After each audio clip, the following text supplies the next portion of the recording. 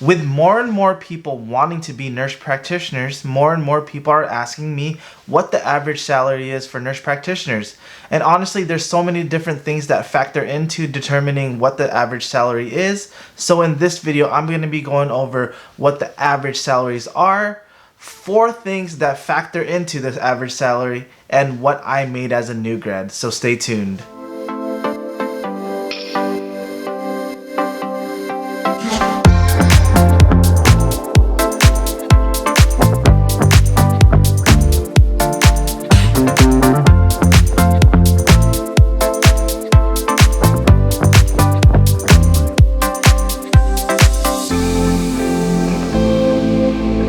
Welcome back to the channel, LifeofaPsychNP. If you are new to this channel, let me formally introduce myself. I'm Darty. I'm a board-certified psychiatric nurse practitioner.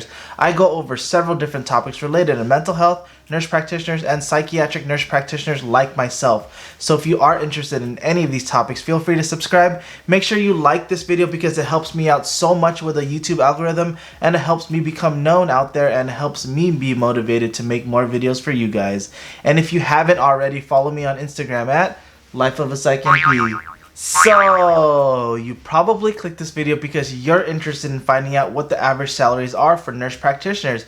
And honestly, like I mentioned earlier, there's so many different factors and there's so many different extremes and there's so many things that you have to actually take into consideration when looking at average salaries as a whole. But if you're looking at it, just looking at the average salary within the United States, according to Glassdoor, you're looking at around $110,000. So $110,000 is actually a really good salary compared to other professions, but you have to, like I said, consider and factor in so many different things.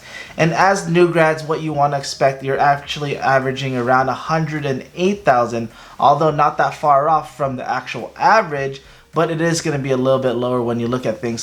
So when you are looking for a job as a new grad or even an experienced nurse practitioner, you always have to factor in certain things. So those numbers were purely just salaries alone. It doesn't factor in like benefits, it doesn't factor in time off, it doesn't factor in CME credits or CEU credits. So you always have to consider all of those numbers when you look into the overall salary. But I just wanted to give you a generalized idea of what you can expect as the average according to Glassdoor. So let's go over the certain factors that you have to consider when looking into new jobs as a new grad NP or just an experienced NP. And before we get started, make sure you stay until the very end of this video, and I'm going to give you what I made as a new grad Psych NP. So the very first factor that you should consider is specialty. So you always have to think about different specialties paid differently. For as a Psych NP, my specialty pays a lot different compared to Peds NP, and other specialties may compare and be a lot higher, a lot lower, depending on the specialty you're in. And you always have to factor that in, especially when you're looking at average salaries. So you always want to make sure you're pretty specific according to your specialty, because that's going to give you a better range and more accurate range on what you can expect to make. And you could also look at different sites as like Glassdoor. You can look at Indeed and see what they actually pay when you're looking at the different job opportunities out there, because there's such a huge range depending on where you are and what you're looking for and what specialty you're looking at. And the second factor that you should consider is experience. Within any industry, someone more experienced will actually get paid more compared to someone that has lower experience, typically speaking.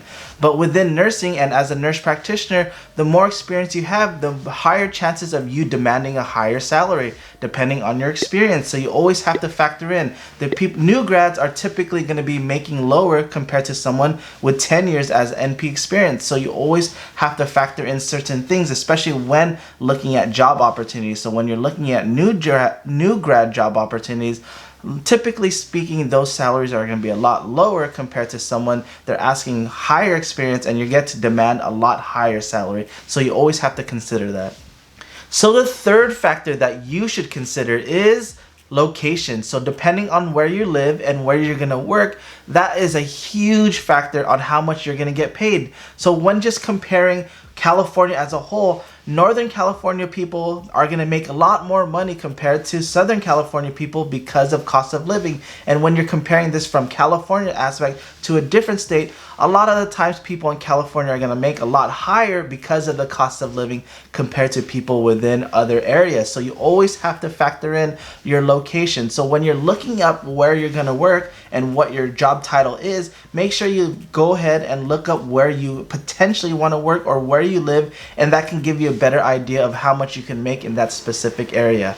And the fourth factor that you should consider is how you get paid. So depending on the job itself, you have to figure out how much you are going to get paid. So you can get paid as a W-2 employee, or you can get paid as a 1099 independent contractor. Typically speaking, as a 1099 independent contractor, you're going to get paid a lot higher compared to W-2 employees. The reason being is as a 1099 independent contractor, you're paying for all of your taxes. But as a W-2 employee, some of your taxes is paid by your employer. So a lot of the times that salary is going to be a lot lower compared to something as of a 1099.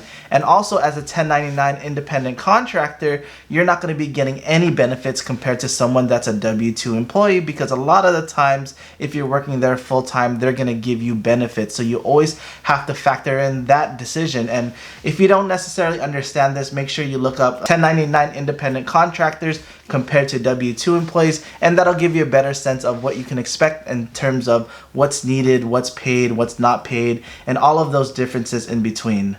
So the moment you guys have been waiting for. So when you look at the different factors and look at what I make, you have to consider: one, I'm in psych; two, my experience is as a new grad, but I did have a lot of experience as a nurse; three, you have to factor in that I'm in California; and then four, I was actually getting paid 1099. So you always have to look at those factors when looking at my number alone.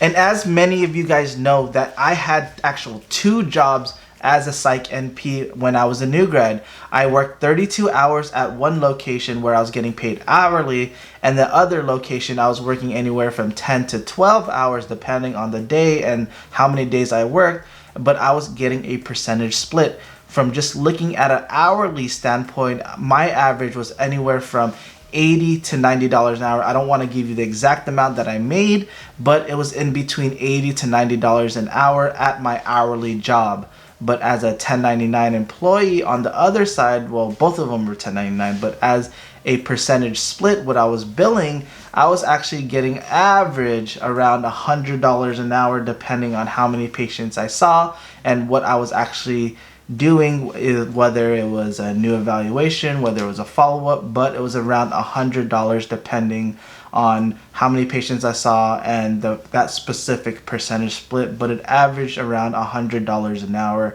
anywhere from $90 to $100 an hour pretty much. So when just averaging that out amongst the 2 of them, you're looking at anywhere from $80 to $100 an hour, and that's what I kind of made. It was really hard to factor in how much exactly I made, just because some months differed and some other months I had to factor in vacation and how much time I took off. And since I was a 1099 employee for both, I had to factor that in because they weren't paying for any of my time off, and especially during around that time I was traveling a lot. I was getting married, I had to take time off for my honeymoon, things like that. But if you're looking at an hourly standpoint, it was anywhere from $80 an hour to $100 an hour, and that's kind of my average. And like that average is a lot higher compared to the numbers I gave you. But like I said, you have to look at those different factors and different periods of time, like those factors when you look at it. So you're looking at, the first one is the specialty. Psych generally pays a little bit higher compared to everyone else. You're looking at my experience. So I was experienced as a nurse, although not as an RN, but that still got to leverage that because of how much experience I had in psych, and then how much experience and certifications I had while working in the ER. And then you're looking at location. So I was in California, and then I was getting paid higher because I was 1099. So you always have to look at all of those factors to determine how much you can potentially make as a nurse practitioner. Well guys, this is the end of my video. I hope you enjoyed it. I hope I was able to give you a little glimpse of what you can expect to make as a new grad nurse practitioner and as a actual licensed nurse practitioner with experience. And I hope I was able to kind of shed light on what I made in particular as a Psych NP new grad and what you can potentially make as a new grad Psych NP. As always, guys, have a wonderful day. Until next time, bye!